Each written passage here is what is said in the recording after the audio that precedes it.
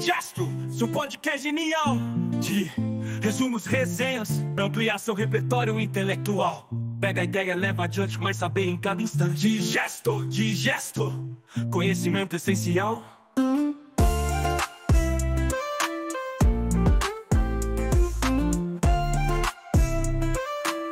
Conhecimento essencial. Seu podcast genial de resumos, resenhas. Olá!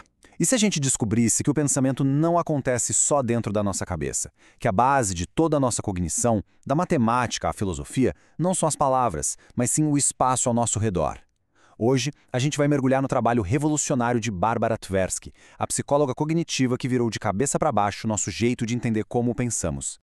E tudo começa com esta citação aqui, que é a pedra fundamental de tudo. Para Tversky, pensar não é um monólogo silencioso e abstrato. Pelo contrário, é algo físico, é concreto. Nasce do simples ato de andar por uma sala, de pegar um objeto. Essa ideia de que o pensamento é corporificado, essa é a chave para tudo que a gente vai explorar hoje. Ok, vamos entender isso melhor. Por décadas, a visão que dominava a psicologia, a linguística e a filosofia era que pensar é, basicamente, falar consigo mesmo, sabe? O pensamento era visto como uma sequência de palavras, de frases lógicas, quase um roteiro interno. Mas a Tversky, ela era uma questionadora. Ela chegou e propôs algo radical. A base do pensamento não é a linguagem, e sim o espaço e a ação. Nossas mentes evoluíram para navegar e agir no mundo, e é desse alicerce que todo o nosso pensamento abstrato consegue florescer. Para a gente conseguir desvendar essa ideia, nossa jornada vai ter 5 paradas. Primeiro, a gente vai ver a faísca que começou tudo, como a Tversky começou a questionar o status quo. Depois, vamos dar uma espiada dentro da nossa mente, para ver como ela mapeia o mundo. Em seguida, a gente sai para o mundo externo e vê como nós usamos como se fosse uma extensão do nosso cérebro. A quarta parada vai nos mostrar o poder incrível das nossas mãos no ato de pensar. E por fim, a gente vai conectar todos os pontos na grande teoria unificadora da Tversky. Bom, vamos começar pela origem da investigação da Tversky. Ela sempre foi essa pessoa que questionava tudo, e aquele dogma de que pensar é linguagem simplesmente não fechava a conta para ela. Tinha uma lacuna muito óbvia ali. Agora, o que é genial aqui é a simplicidade e, ao mesmo tempo, a profundidade dessa pergunta. Se pensar é só linguagem, como é que a gente explica a nossa capacidade incrível de lembrar de um rosto que vimos por segundos ou de uma paisagem super complexa? Tenta só descrever o rosto de um amigo em palavras, com detalhes suficientes para outra pessoa reconhecê-lo na rua. É quase impossível, né? E, no entanto, a nossa memória visual é perfeita. Para Tversky, isso era a prova cabal de que devia existir um outro sistema de pensamento, um sistema não verbal, muito mais antigo e fundamental. Então, se não estamos só guardando palavras, como é que a gente coloca o mundo para dentro da nossa mente? A Tversky começou a investigar os nossos mapas mentais, as nossas representações internas do espaço. E o que ela descobriu é que esses mapas, olha, eles estão longe de ser perfeitos. Isso aqui ilustra um ponto crucial de um jeito brilhante. A nossa mente não funciona como uma câmera fotográfica. Para lidar com a complexidade do mundo, a gente organiza a informação em categorias, em hierarquias. É como se fossem pastas e subpastas. A gente pensa em cidades dentro de estados e estados dentro de países. Essa organização é super eficiente, mas ela tem um custo. Ela distorce de forma sistemática a nossa percepção da realidade. Esse aqui é o exemplo clássico que deixou essa ideia famosa. Se você pegar um mapa, vai ver que Reno, na verdade, fica a oeste de San Diego.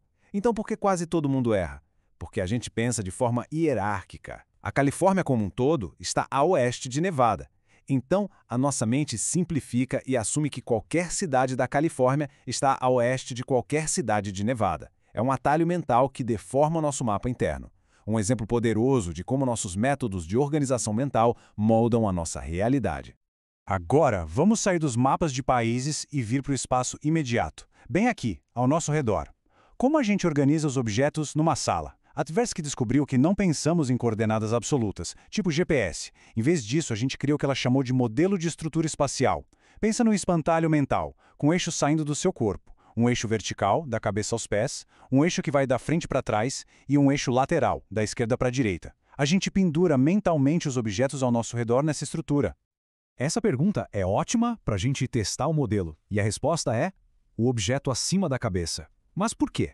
porque esses eixos não são iguais. O eixo cabeça-pés é o mais importante, o mais saliente, porque ele está alinhado com a força onipresente da gravidade. O eixo frente-costas vem em segundo, porque o nosso corpo é assimétrico, a gente se move para frente, e o esquerda-direita é o mais lento, por ser o mais simétrico. Isso mostra que nosso mapa mental do espaço não é neutro, não é puramente geométrico. Ele é egocêntrico e moldado pela física do nosso próprio corpo. A cognição espacial é fundamentalmente uma cognição corporificada.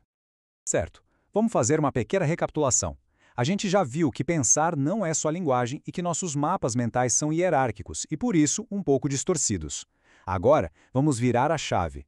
A Tversky percebeu que a gente não só coloca o mundo para dentro da mente, mas também faz o oposto. A gente coloca a nossa mente no mundo. Nós criamos ferramentas para pensar. Quando a gente desenha um diagrama, um mapa, não estamos fazendo marcas aleatórias no papel. A Tversky mostrou que esses elementos gráficos têm uma semântica, um significado que é quase universal. Um ponto é uma entidade, uma linha conecta essas entidades, uma seta mostra uma direção, uma causa, uma caixa agrupa coisas. Isso não é só uma convenção cultural que a gente inventou, deriva da nossa experiência no mundo. Pessoas são como pontos no espaço, caminhos são como linhas. Essa linguagem visual é uma forma de colocar o pensamento para fora da cabeça. Isso nos leva diretamente para as animações. E aqui a lógica parece impecável.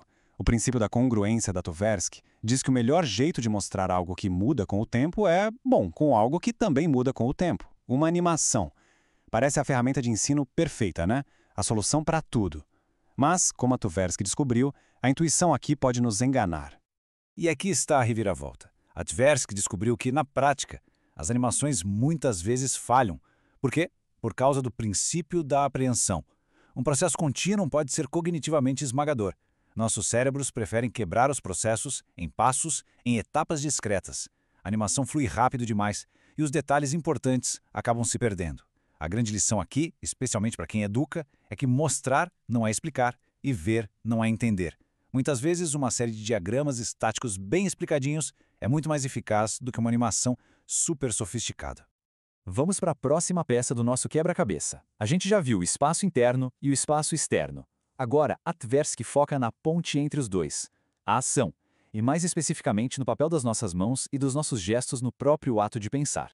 Então, o ponto crucial é este. Gesticular não é só um enfeite na fala para quem está ouvindo, é uma ferramenta para quem está falando. Quando gesticulamos, estamos traduzindo conceitos verbais ou abstratos num modelo espacial que a gente pode manipular. Estamos literalmente colocando o pensamento no espaço à nossa frente para poder organizar. E a prova mais forte disso é o último ponto. Pessoas cegas de nascença que nunca viram um gesto gesticulam ao falar, inclusive para outras pessoas cegas. Isso mostra que o gesto é parte do processo de pensar e não só da comunicação visual.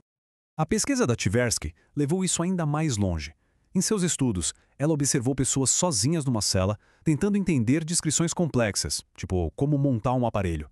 E o que elas faziam? Elas usavam as mãos. Elas desenhavam diagramas no ar, apontavam para lugares imaginários, moviam as mãos para simular o funcionamento das peças. Não tinha ninguém assistindo. O gesto era para elas mesmas. Era o cérebro usando as mãos para construir um modelo espacial e, com isso, conseguir entender a informação.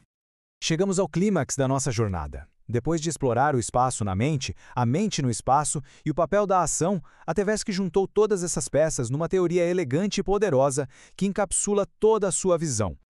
E a teoria se chama Spraction, uma fusão das palavras espaço, ação e abstração. A ideia é revolucionária. Nosso pensamento abstrato não surge do nada, magicamente. Ele é construído a partir das ações concretas que a gente realiza no espaço físico. As mesmas estruturas do cérebro que evoluíram para nos ajudar a andar, a pegar objetos e a interagir com o mundo, foram reaproveitadas para nos permitir pensar sobre ideias, conceitos e relações. E o mais legal é que depois que você entende o que é Spraction, você começa a ver isso em todo lugar. O jeito que a gente organiza nossas casas em zonas funcionais reflete como a gente categoriza pensamentos. Nossa linguagem sobre ideias abstratas é cheia de metáforas espaciais e de ação.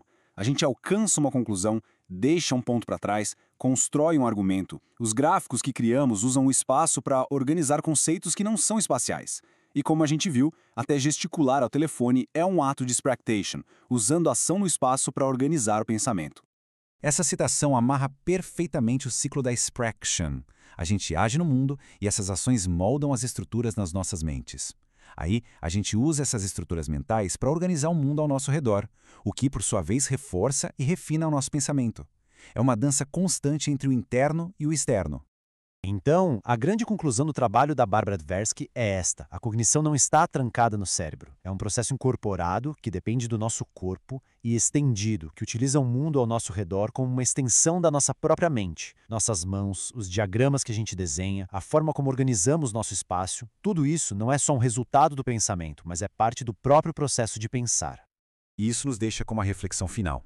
Se o jeito como agimos no mundo constrói as fundações do nosso pensamento abstrato, então cada ação, cada gesto, cada organização do espaço tem um significado muito mais profundo. O que se constrói com as ações diárias não são apenas coisas, mas as próprias estruturas da mente. Digesto, seu podcast genial de resumos, resenhas, pra ampliar seu repertório intelectual. Pega a ideia, leva adiante, mas saber em cada instante. Digesto, conhecimento essencial.